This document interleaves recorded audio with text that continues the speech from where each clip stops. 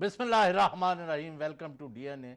सईद काजी साहब और चौधरी गुलाम हुसैन की तरफ से सारे नाजरीन को अस्सलाम वालेकुम। आज अभी बजट जो है वफाकी वो पेश किया जाने वाला है और उसमें लोगों के लिए क्या है और अवाम दुश्मनी और गरीब दुश्मनी के जो पिछले 4 साल में रिकॉर्ड कायम किए गए हैं, आया टेप कोई तब्दील होगी या वही पुराना जो है रिकॉर्ड जो है वो दोबारा दोबारा चला चला के मास्टर्स वॉइस और कान पक्के हैं लोगों के और गरीबों का मजाक उड़ाया जाएगा। इसको हमने डिस्कस करना है। साथ ही मुल्क में जो मारा मारी का माहौल बना है, क्या इलेक्शन की आमद है। 5 जून 2018 से पहले जनरल इलेक्शन हर हालत में मुल्क में होने हैं, यानी आज से किसी वक्त इलेक्शन हो सकते हैं। उसमें किस पार्टी का और किस लीडर का पलड़ा भारी होगा, ये हमने डिस्कस करना है। गरीब और मुलाजमीन ख़ुदकुशियाँ कर रहे हैं और बाकी जो कराची वालों को लिए करबला और क़यामत सुगरा बर्पा की गई है लोड शेडिंग के हवाले से, ये और सईद काजी साहब की पटारी में जितने जितने भी बड़े बड़े इंकशाफात हैं वो आपकी खिदमत में पेश करें। जी काजी साहब। ये एक तो बजट पे बात करेंगे, मगर दूसरी सबसे अहम बात चौधरी साहब, आज आगाज़ उसी बाप की कहानी से कर लेते हैं। रोज़ाना हम सुनते हैं, एक बड़ी लंबी तवील तकरीर सुनते हैं, एक बड़ी प्रेस कॉन्फ्रेंस सुनते हैं जिसमें बड़े हमें अखलाकी सरमन हमारे लिए होते हैं। चौधरी निसार अली खान साहब बड़ी बातें करते हैं, मगर उन्हीं के डिपार्टमेंट में एक जो खुदकुशी का एक वाक़या है, ये डिस्क्राइब करता है पूरे इस निज़ाम को। अगर मैं थोड़ी सी वजाहत कर दूँ, यानी माफ़ करना, निसार अली खान साहब का ये क्या जुर्म है? उनकी वजह से खुदकुशी हुई है? मैं जो निसार मैं बताता हूँ किसकी वजह से। ये उसकी वजह से जो खुदकुशी हुई है, जो अरबाब इख्तियार हैं, जिनके हाथ में यहाँ के ज़राए पैदावार हैं, जो यहाँ कानून बनाते हैं, जो यहाँ बजट बनाते हैं, जिसका मैं अभी तरफ जिक्र करूंगा, जो सिर्फ 2 लाख आदमियों का बजट होता है, जो दौलत 200 मिलियन लोग पैदा करते हैं, जो मेहनत कश पैदा करते हैं, मैनेजमेंट के नाम पर जो ऊपर जाके वारदात करते हैं, वो खुदकुशियों पर लोगों को मजबूर कर रहे हैं। उस बाप ने इसलिए खुदकुशी की कि वो कोशिश करता रहा कि मेरे बच्चे को नौकरी मिल जाए। उसे बताया गया कि यार अगर तुम रिटायरमेंट से पहले मर जाओ तो शायद तुम्हारे बच्चे को नौकरी मिल जाए। उसने अपनी रिटायरमेंट से 2 दिन पहले खुदकुशी कर ली, मगर ना हमें शर्म आएगी ना हम इसके जस्टिफिकेशन तलाश करेंगे। ओहो कोई ये हो गया था, but we are all responsible for this. इसकी क्या हम इसकी मैं रिस्पांसिबल इसलिए हैं कि आइन में लिखा हुआ है कि सर पे छत देनी है, रोटी देनी है। आइन की आर्टिकल 1 से लेके 40 तक जो है हमने इंश्योर किया हुआ है, जिनमें से तमाम चीजें हमने अपने बच्चों को देनी है, और इतनी देनी है कि अगले उनके 7 नस्लों के बच्चे भी जो है उन्हें कोई काम करने की वेलों को जरूरत ना पड़े और निकम्मे लोगों को इस मुल्क की दौलत दे जाएं, और जो काम कर रहे हैं वो अपनी औलाद को एक नौकरी दिलाने के लिए खुदकुशी करें। तो चौधरी साहब हम जिम्मेदार हैं इसके। वो आर रिस्पॉन्सिबल। अगर वो मरा है, उसने खुदकुशी की है, कितनी मजबूर होगा अपने बच्चे की मुस्तकबिल तबाह हो गया है। देख लेना। तो मैं कैसे कहता हूं कि हमारी प्रॉब्लम है। तो आप अगर मुझे बताएं कि हमारे बच्चे जो हैं वो तो माशाल्लाह 5 स्टार स्कूल में पढ़ते हैं, इल्म बड़ी दौलत है, ये पता चलता है। जो इल्म का कारोबार कर रहे हैं उनके पास बड़ी दौलत है, जो इल्म बेच रहे हैं आजकल, मगर ना किसी के पास इल्म है, बच्चे स्कूलों से बाहर हैं, कोई और फिर जब ऐसा वाकया होता है तो हम इसको पीछे फेंक। हमारे लिए बड़ी खबर क्या है? इलेक्शन हो रहे हैं, बड़ा इलेक्शन हो रहे हैं, पनामा केस चल रहा है। ओ यार क्या पनामा केस क्या चल रहा है? इस मुल्क के 200 मिलियन लोगों पर क्या नहीं, लेकिन अभी जब से ये गवर्नमेंट आई है वो कहते हैं कि खुदकुशी जो हो रही है ना पाकिस्तान में, उसमें एक बहुत ज्यादा इजाफा हो गया, मुझे तकरीबन डबल हो गया। एक दफा मुझे याद है ये इसी गवर्नमेंट ने कहा था ये खुदकुशी हमारे खिलाफ एक साजिश है। Look at this is how they explain it. खुदकुशियां लोग इसलिए कर रहे हैं कि आप जो है जब बच्चे देखते हैं ईद पे, माँ बाप देखते हैं कि बच्चों के लिए कुछ नहीं, वो मुतालबे करते हैं, कोई कपड़े ला दो, जूती ला दो, माँ बाप मार देते हैं खुद। पहले ये कितने, अभी कल की बात है, आपको पता है 3 बच्चियां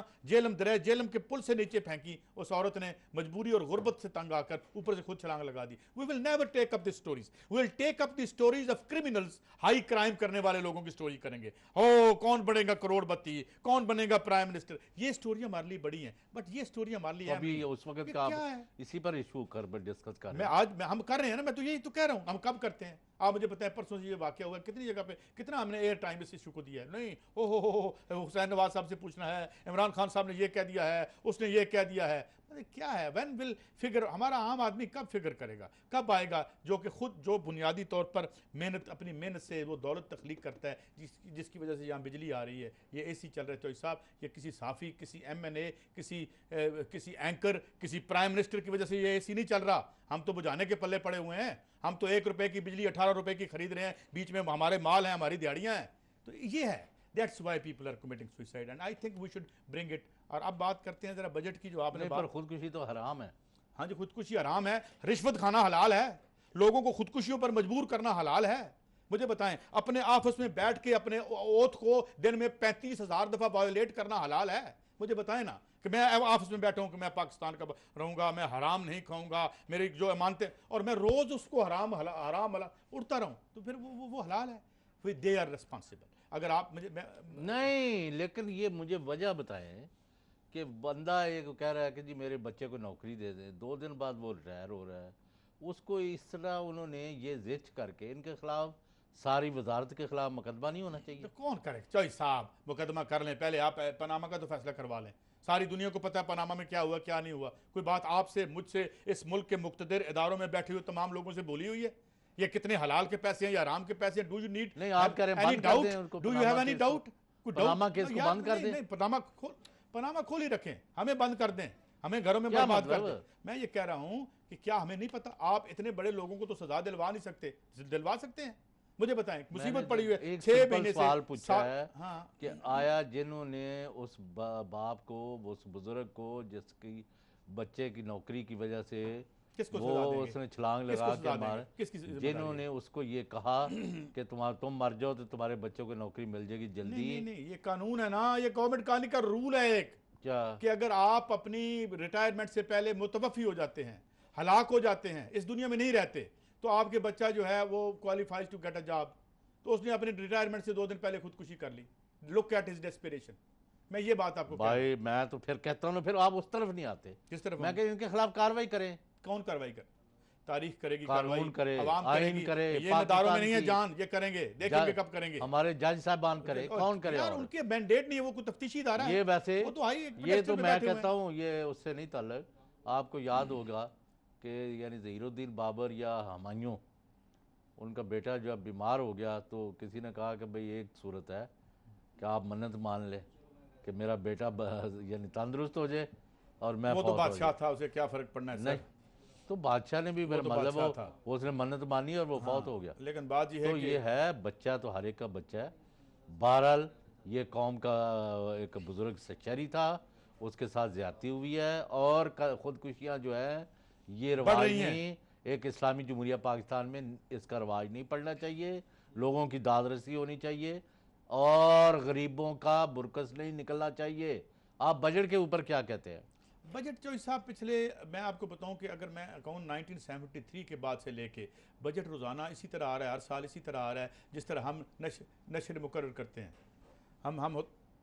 हम नशर मुकर्रर करते हैं। अब इस बजट की आजकल क्या है, बजट में 4 बड़े हेड्स होते हैं आपको पता है। रोज़ाना कभी फोर्ब्स में, कभी IMF और वर्ल्ड बैंक की तरफ से, कभी जो है मूडी की तरफ से बताया जाता है हमारी इकॉनमी बहुत अच्छी परफॉर्म कर रही है। अभी निकल के बाहर जाते हैं, आज मैं सुबह भी कह रहा था कहीं पे, अभी बाहर खड़े हो जाते हैं और किसी हर आदमी से पूछते हैं यार इकॉनमी ठीक परफॉर्म कर रही है, वो कहेगा नहीं। अब मसला क्या है, वो भी ठीक कह रहे हैं, ये भी ठीक कह रहे हैं। इस मुल्क के आम आदमी के लिए ये इकॉनमी परफॉर्म नहीं कर रही, ये IMF के लिए परफॉर्म कर रही है, इस मुल्क की इशराफिया के लिए परफॉर्म कर रही है, ये मूडीज के लिए कर रही है, ये उनके लिए कर रही है जो यहाँ से 1.5 बिलियन डॉलर सालाना निकालते हैं। इस वक्त आप जितनी दौलत पैदा करते हैं इस समाज में एक साल में, उसका जो सबसे बड़ा हेड है वो कहाँ जाता है पता नहीं, पर आप डायरेक्टली क्यों नहीं बात करते? किससे? इसहाक डार साहब से क्यों नहीं पूछते? यार मैं तो प्रोग्राम कर रहा हूँ चौधरी साहब, मेरे इसहाक डार साहब ना मुझे जवाब दे हैं, वो असेंबली को जवाब दे हैं, वो वहां तो जवाब देते नहीं।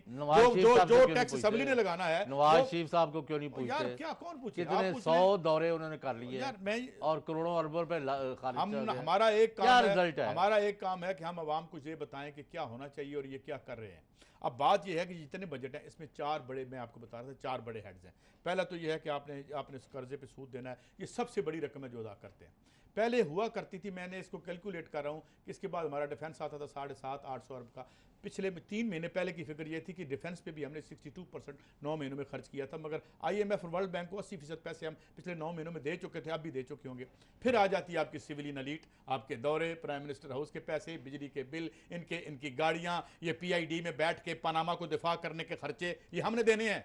निजी निजी निजी इल्ज़ामात और निजी केस जो चल रहा है उसकी दिफा करते हुए MNAs और उसका दिफा करते हुए आपके वजीर जो हैं, जिस बिजली में बैठते हैं, जो माइक इस्तेमाल करते हैं, जो जगह इस्तेमाल करते हैं, वो जो अखराजात करते हैं, वो भी अवाम ने देने हैं। फिर उसके पैसे चौथे नंबर पे आपके अवाम आते हैं। PSDP रख छोड़ते हैं हम 1200-1400 अरब रुपए का, जिनमें से 400-500 भी नीचे खर्च नहीं होता, खा पी के हाथ ख़त्म। तो ये है, इसलिए कि ये बजट जो है, हाँ एक बजट था 1973 में जो डॉक्टर मुबशर हसन ने दिया था, जिसमें 34.5% पब्लिक पे स्पेंड किया गया था, अवाम पे स्पेंड किया गया था। उससे पहले उसके बाद इसकी कोई रवायत ऐसी नहीं रही। और उसके बाद यहाँ इशराफिया का बजट बनता है, 5-5, 600 अरब रुपए की ये SRO जारी करते हैं, स्टैट्यूटरी रेगुलेटरी ऑर्डर, जिसके तहत बड़े बड़े जो खानवादे हैं, कारोबारी खानवादे, उन्हें 5-5, 600 अरब रुपए का जो है, यहाँ मीशत कैसे चलती है। इधर मैंने जैसे कल कहा था कि ओहो इधर से एयरपोर्ट निकल रहा है, पहले ज़मीनें खरीद लो।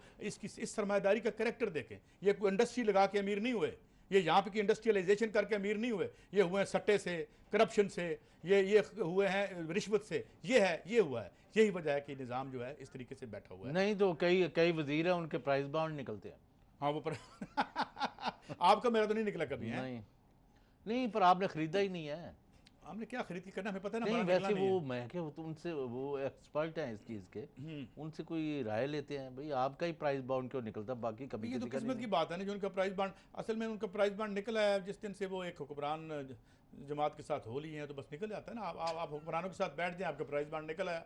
आपने ज़िंदगी में फैसला कर लिया कि यार स्याह करूं सफ़ेद करूं, मैंने बस कुछ ना कुछ करके रहना है। अब मुसाफियों में नहीं देखते आप कितने लोग माशाल्लाह नज़र आते हैं, बड़े बड़े ओहदों पे चले गए, ये कर लिया वो कर लिया। तो ये है, इट्स मैटर ऑफ चॉइस। और ये भी इसलिए भी है कि यहाँ पे अब ये है मुश्ताक रिसानी डॉक्ट्रिन जो आजकल प्रिवेल कर रहा है। और देखें कि क्या बनता है जब नहीं वैसे वो मुझे आपने जवाब नहीं दिया उस दिन का, क्या कि ये जो पार्टी फंड के नाम पर एक साहब ने 2 अरब से ज़्यादा ये लोगों आपने से खबर दी थी। और चंदा लिया है। इससे पहले ये खबर मेरे ख्याल में ARY के हमारे एक दोस्त ने भी अपने प्रोग्राम में कही है। लेकिन आपके पास एक्सेस है, यू ऑलवेज आप अच्छी खबरें देते हैं, मगर कोई पूछने वाला नहीं है।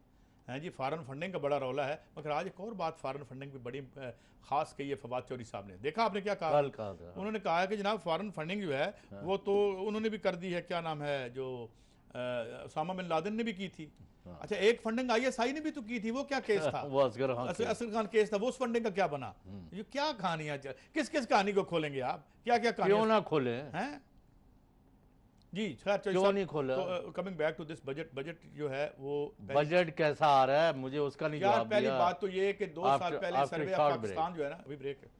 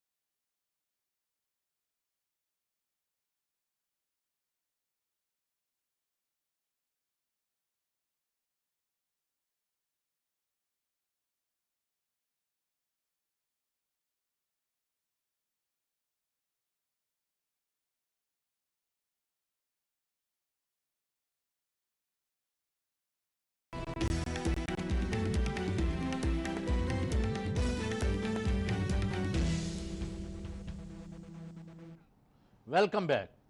सईद काजी साहब, अब इलेक्शन की आमद है। अभी हमने बजट और उसके मुतल्लिक और कुछ और मसाइल और कराची में लोड शेडिंग और बिलबलाहट लोगों की वो डिस्कस करेंगे, लेकिन पहले एक यानी ये कोई इन डेप्थ एनालिसिस नहीं होगा, एक सरसरी हम जायज़ा लेंगे कि अगर कल इलेक्शन होते हैं तो मुल्क की क्या सूरत हाल होगी। कोई ऐसी जैसी अब है। मुझे ये बताएं, इस वक्त कुछ अर्सा पहले दुनिया की एक बड़ी डेमोक्रेसी अमेरिका में इलेक्शन हुए, क्या निकला? बीच में से ट्रंप निकला। यहाँ इंडिया में इलेक्शन हुआ कुछ दिन पहले, बीच में से क्या निकला? मोदी साहब निकला है। ठीक है, कब इलेक्शन एक समाज को यानी होते हैं, देर आर इलेक्शन जिनके पीछे तहरीकें हों। मतलब जिस तरह यहाँ पे 70 का इलेक्शन था तो आपने बड़ी बड़ी चेंजेस देखी, खंबे जीत के ये हुआ, फिर आगे rest is the history. Election क्या चेंज करते हैं? इलेक्शन स्टेटस को के इलेक्शन है।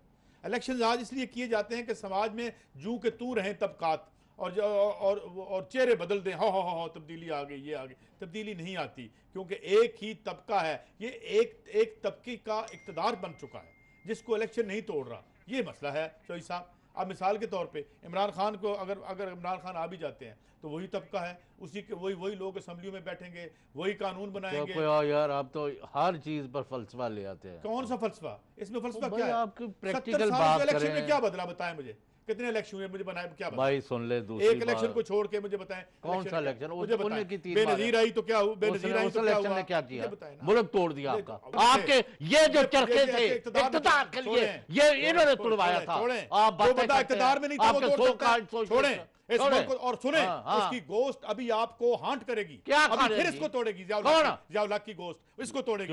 जियाउल हक ने पाकिस्तान को सीसा प्लाई दीवार बना दिया। क्या बातें करते हैं आप? बातें करते जब ले आए। I have no time for you. ना सुने आप। तो ये उन्होंने तो भुट्टो ने नहीं तोड़ा था मुल्क। ये भुट्टो तो उस वक्त इक़्तिदार भी नहीं था।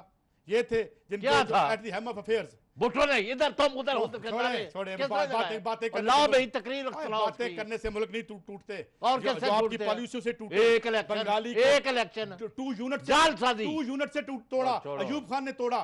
जिनके किधर जा रहे हैं? जितने मैं कह रहा हूं अगले इलेक्शन की बात अगले करो, इलेक्शन आप पीछे भागते जा रहे हो। नहीं बदलेगा चौधरी साहब। और यार खुदा के बात तो सुन लो मेरी। बोले मैं सुन रहा हूँ भाई। आप मैं कुछ बात करना चाहता हूँ, आप करें ना। पीछे चले गए। 70 का ये हो गया, 85 का ये हो गया। क्या इलेक्शन और अगले इलेक्शन की बात कर नहीं बदलेगा कुछ।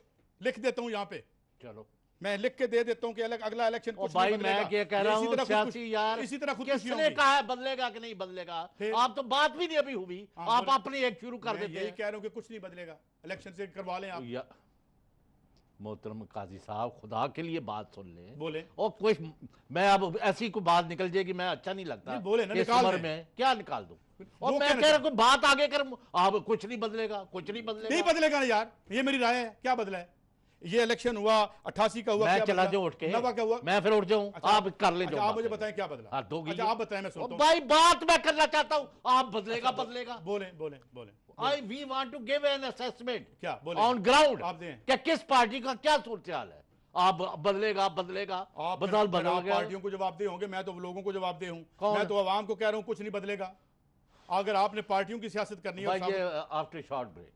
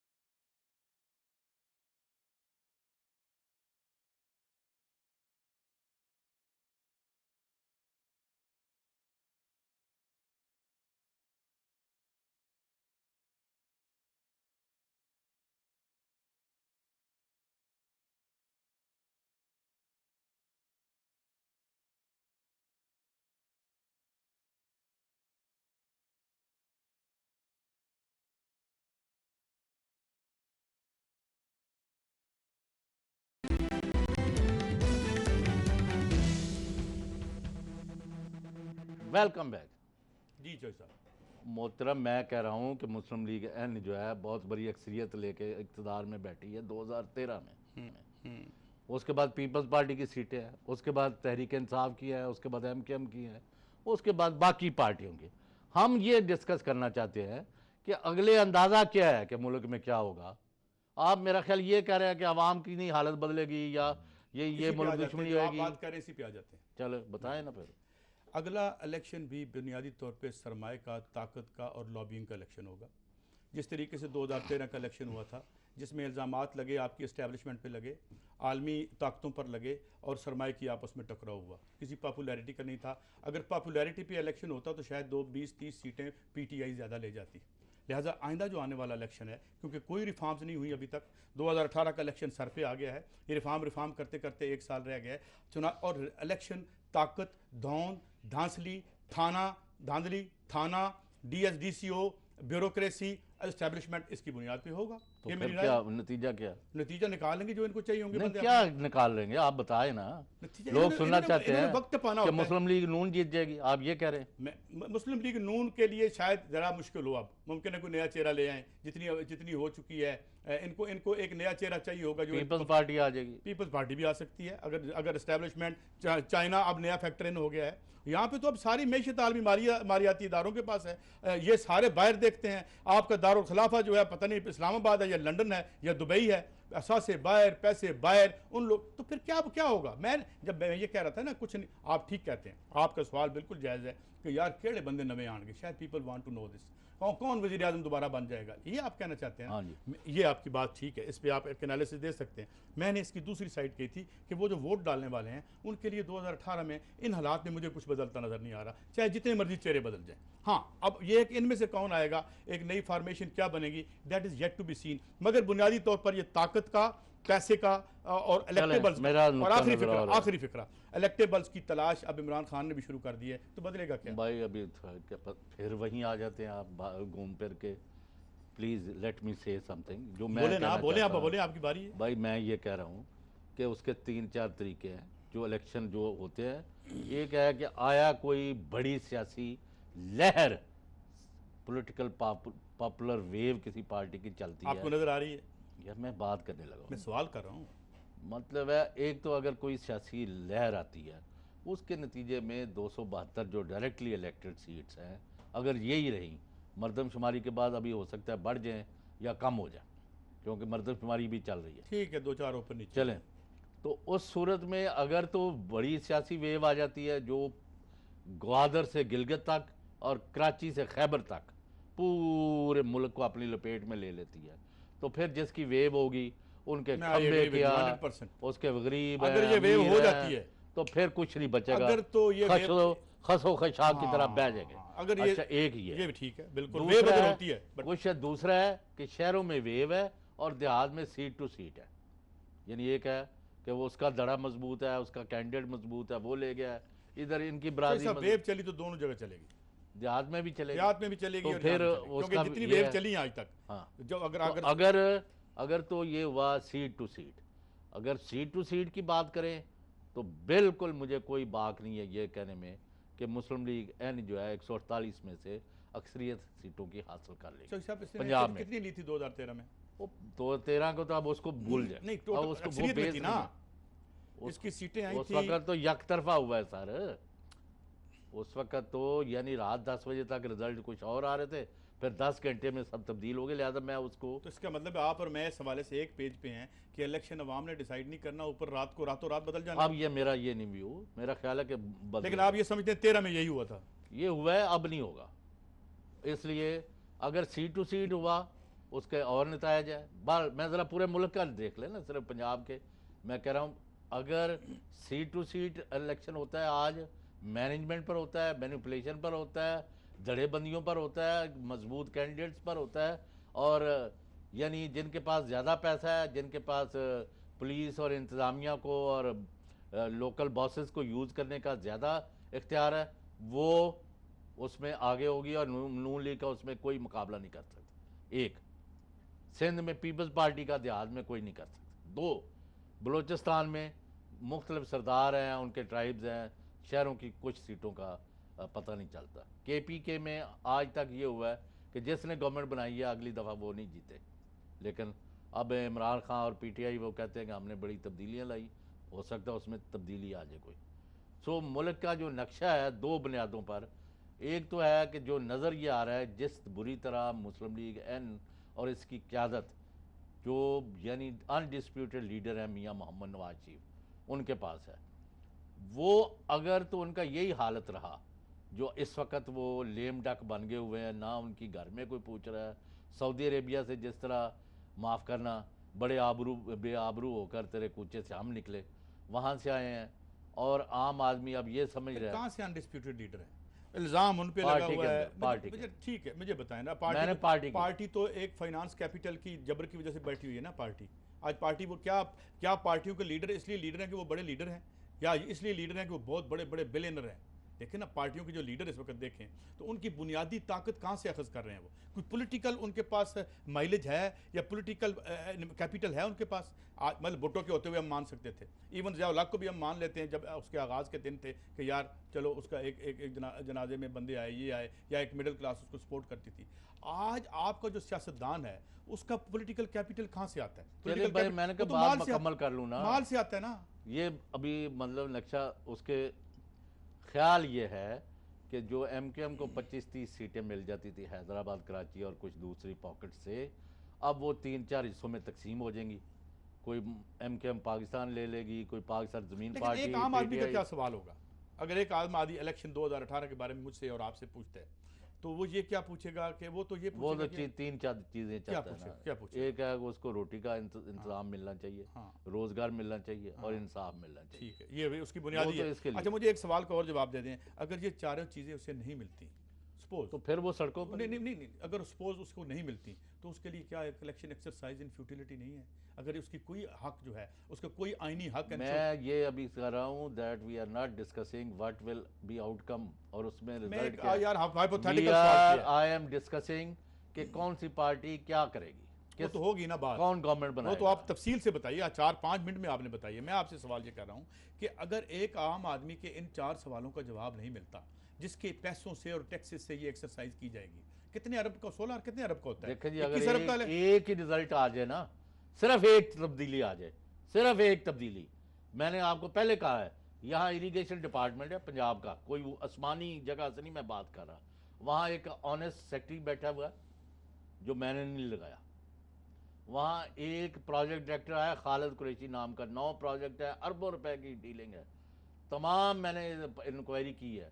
वो कहते हैं किसी से ना पानी का गिलास लेता है, ना किसी से बदतमीजी करता है। तो वो बैठा कहाँ पे है? उसको बैठने किसने दिया वहाँ पे? बैठा हुआ ना, सेक्रेटरी भी साथ है, नहीं नहीं चौधरी साहब, दोनों नहीं, नहीं, एक ही लाइन पे ओ रहे। नहीं सर, ये तो इतनी बड़ी वो तो लाइबिलिटी है इस सिस्टम में, उसको कुछ नहीं बार बैठने दिया। उससे फर्क ये पड़ा है पता कि कराएं सबूत उसका हो वो किस गया, तरह बैठे हुए। लूट मार का बाजार जो गर्म था बंद नहीं, हो, नहीं, एक ऑनेस्ट आदमी आने से बड़ा फर्क चौधरी पड़ साहब, जाता है। चलें, प्लीज छोड़ें ना, अंडरस्टैंड। एक ऑनेस्ट आदमी, मैं ये कहता हूँ, मेरा फिर आपसे वही सवाल है कि जनाब अगर इन 4 बुनियादी सवाल जो आपने खुद पॉइंट आउट किए हैं, इस मुल्क के लोग जो ये पैसा जो जिससे इलेक्शन पाकिस्तान की रियासत या हुकूमत कंडक्ट करती है, ये उस गरीब आदमी के टैक्सेस का पैसा है ना, जिसको आप वो अगर उसकी जिंदगी में तब्दीली नहीं आती। opinion is we are only discussing political, No, I am not not the bound social to, club. I am not bound to that. Okay. I'll discuss के लोग After क्या short break.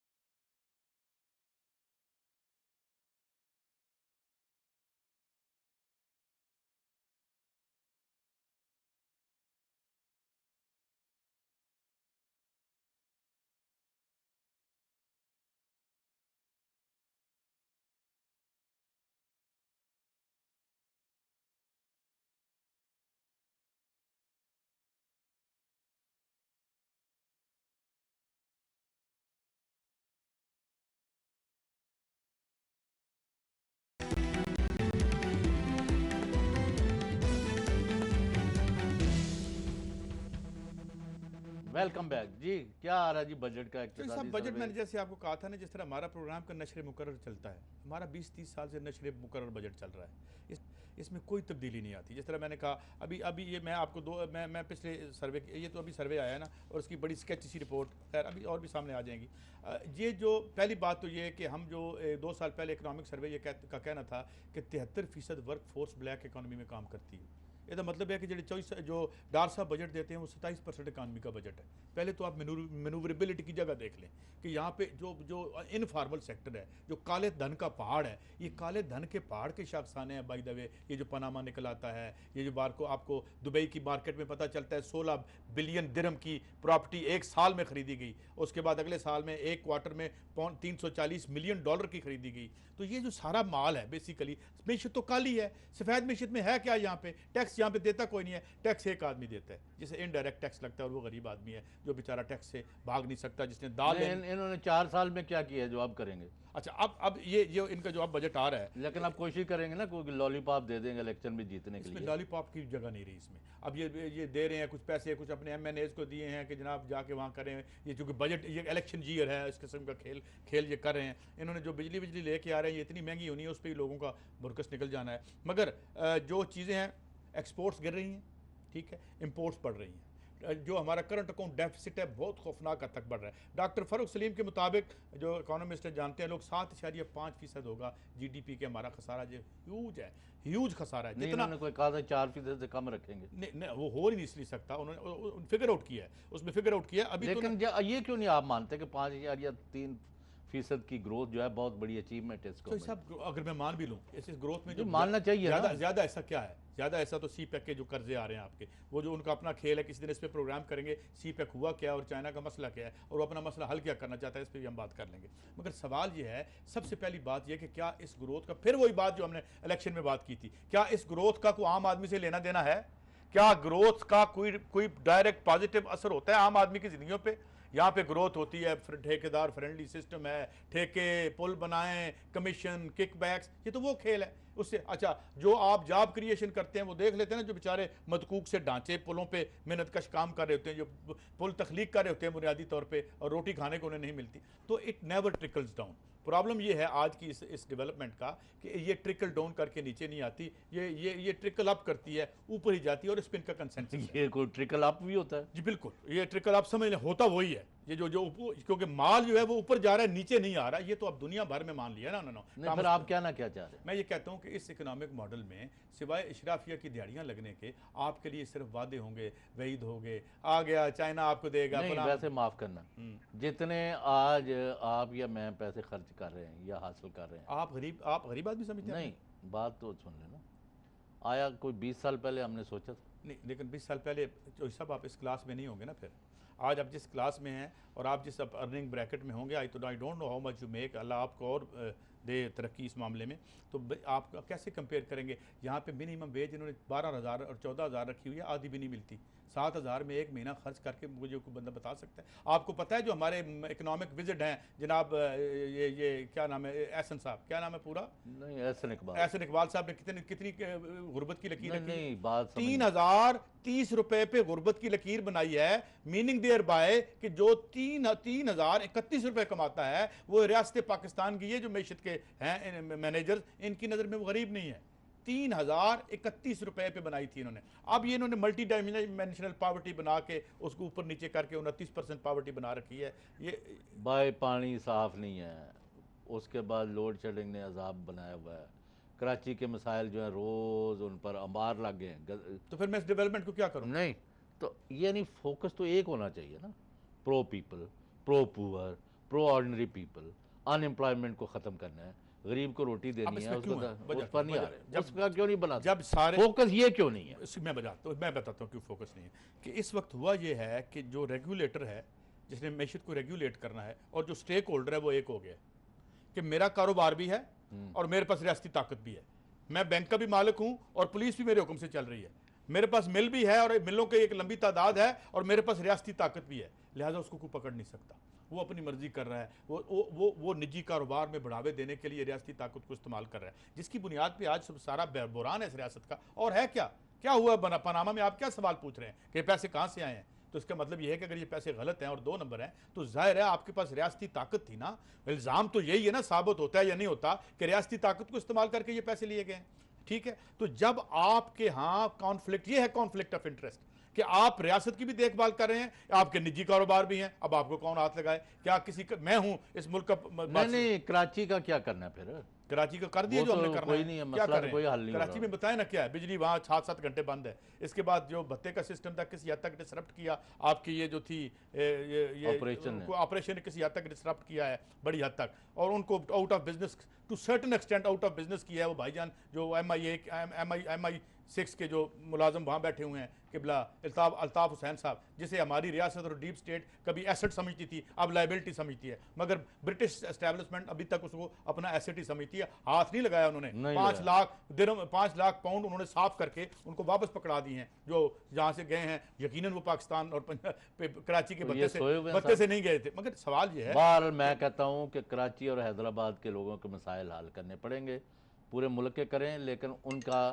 ये राइट है क्योंकि वो कहते हैं कि यानी ज़्यादा पैसा यहाँ जनरेट हो रहा है रेवेन्यू, तो उनको भी उसके मुताबिक मिलना चाहिए। साहब मेरी एक और बात बताऊँ, ये ठीक बात, मैं आपसे इख्तलाफ कर, पैसा हर जगह पे मेहनत कश तख्लीक कर रहा है। यहाँ पे इस वक्त बैठे हुए जो बिजली आ रही है ना, मुझे ये बिजली जो है आप और मैं नहीं बना रहे, 15-16 हज़ार का 20 हज़ार का एक मेहनत कश बैठा हुआ है अपनी जान हथेली पे रख के, जिसके घर में जो है मेल्स जो स्टेंटेड ग्रोथ वाले बच्चे बैठे हुए हैं। जिस वक्त तक इस आदमी, इस मुल्क को चलाने वाले जो रियल हाथ हैं, जो मेहनत कश हैं, उनकी हम तजलील करते रहेंगे और चोर चकारों के उनके ऊपर मुसलत रखेंगे हम उनको। अभी हम किसानों के साथ क्या कर रहे हैं? बारदाना वो रो रहे हैं, पिट रहे हैं, 6-6 महीने वो अपनी पैदा करते हैं ये प्रोड्यूस, इस बिजली में जो आ नहीं रही, नहीं उठाएगी, नहीं उठाएगी, क्या रो रहे हैं किसान इस वक्त जो हालात हैं आपके सामने। आपने खुद स्टोरी की अगले दिन कि जी बारदाना नहीं मिला और हर चीज, तो हर चीज पे ये जो आके बीच में नहीं ऊपर लाठियां बरसाई हैं, ऊपर लाठियां बरसाई हैं, तो फिर हम क्या कहें? क्या मुल्क के मसाइल हल होंगे? ये ना इलेक्शनों से हल होंगे। लेकिन एक तो मसला हुआ है ना आज कि बिजली जो थी 1320 मेगावाट का साहिवाल कोल पावर प्रोजेक्ट जो है वज़ीर आज़म ने और शहबाज शरीफ की मेहनत से वक्त से पहले मुकम्मल हुआ है और प्रोड्यूस करना शुरू हो। सवाल तो वही है ना, मैं बता दें ये पैसे कितने के खरीदे हैं? मैंने देने हैं ना, बिल मैंने देना है। ये 14 रुपए का यूनिट है, 15 का है, 2 पैसे का है, कितने का? बाकी बड़ा महंगा कर्जा लिया है। मंडे को आपको यानी रमजान में रोज़े का वक्त तो नहीं है, तो इंशाल्लाह उसमें आप बाकी बातचीत करेंगे। नाज़रीन, थैंक यू फॉर वाचिंग।